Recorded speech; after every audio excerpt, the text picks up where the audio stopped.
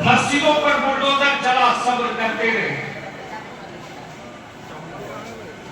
آتنکوادی کہتے جیل کی سلاخوں میں ڈالا گیا، صبر کرتے رہے. ہمارے مدارس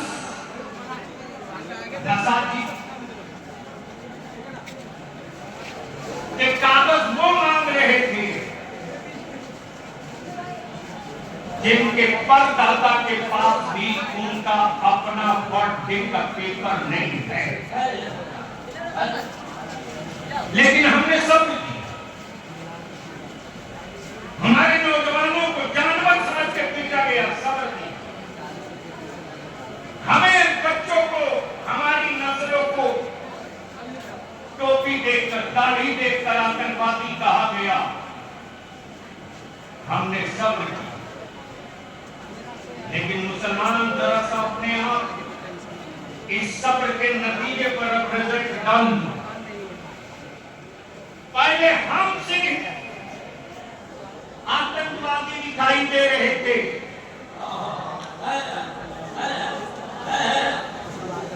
پہلے صرف ہم آتنکوادی دکھائی دے رہے تھے. ایک ہفتے میں تو 80% بھارت کا جوان آتنکوادی. پتہ لگا لینا جن کے عرس میں آئے ہو، جن کی بارگاہ میں خراج عقیدت پیش کرنے آئے ہو. مسلمان کبھی اپنے علماء سے بچلت مت ہونا، اور کبھی ان کے نقشے کو دیکھ کر کے اپنے دلوں میں خوف کو جنم مت لینے دینا. ہاں یہ بھی تاریخ کا حصہ ہے. کیا کر رہے ہو آپ بیٹھو.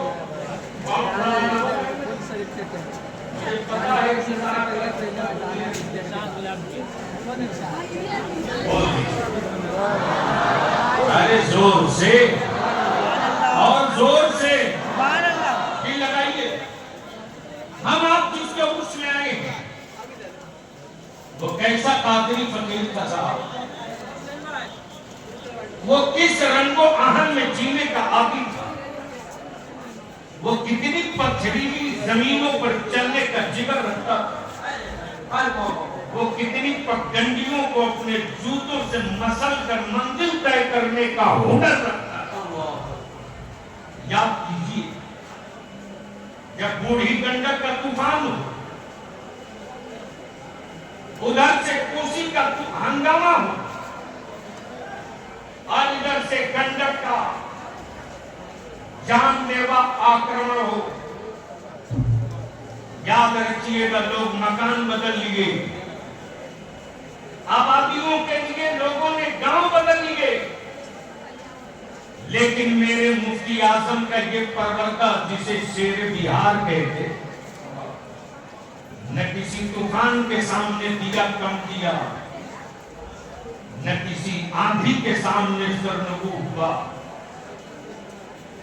ہر مضبوط چادر کو چیر کر اپنا سفر جاری رکھا. اور آج الحمدللہ جامعہ قادریہ کی شکل میں مسلک کا ایک بڑا قلعہ دے دی. ہم اراکین اور مومنین کے شکر گزار ہیں. آج بھی ادارے شریعہ میں صبح سے لے کر کے 11 بجے تک ایک بہت ہائی لیول بیٹھک چلی.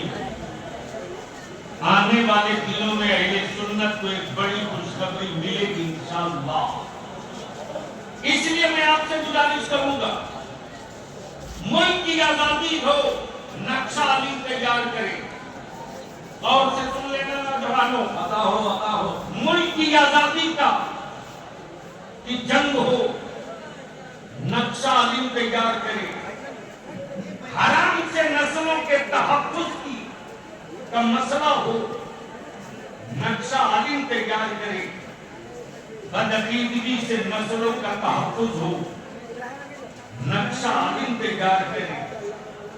قرآن کی پہلی آیت اقرأ بسم ربک الذی خلق کا چراغ گھر گھر میں جلے.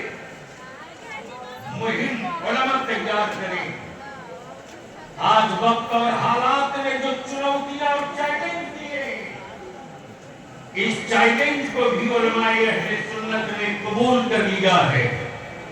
अब इस बात का ऐलान आम हो रहा है कि चादर कपड़े की मत लेकर आओ, उसी पैसे से अपनी औलादों को पढ़ाओ।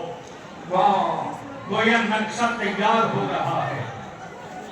औरतों को मज़ारात पे लेकर मत आओ, इसलिए कि जब करबला के मैदान में औरत को जाने की इजाजत नहीं है,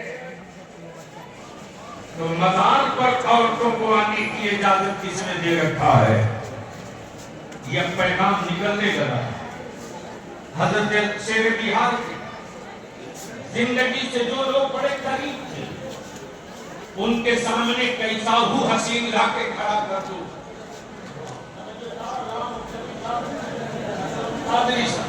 डॉक्टर आलम ये कि कैसा हूँ हसीन लाके खड़ा कर दो, जिसने चंद घंटे चंद लम्हे सोहबत बिता लिए, वो यही देहाती अंदाज में कहता, बाबू सब बात तो ठीक है, लेकिन ई बात से मुफ्ती साहब माना नहीं।